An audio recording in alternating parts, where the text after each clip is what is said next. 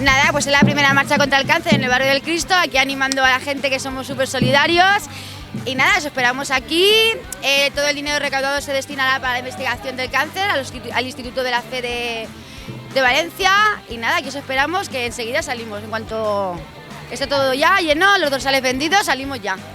Aquí estamos para Stop al Cáncer y nada, colaborar con lo que podamos.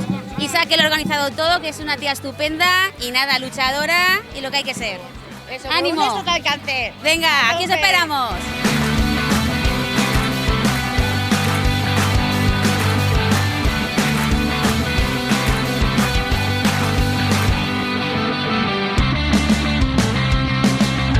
Pues nada, eventos como este pues había que hacerlos en todos los sitios, porque hay que ser solidarios más con un motivo como este y tener en conciencia saber lo que pasa a estas personas cuando en realidad les da por delante, bueno, la enfermedad que todos no queremos decir el nombre, pero ahí está. Y nada, es una cosa que tenemos que pensar muy serio y colaborar lo máximo posible con ellos.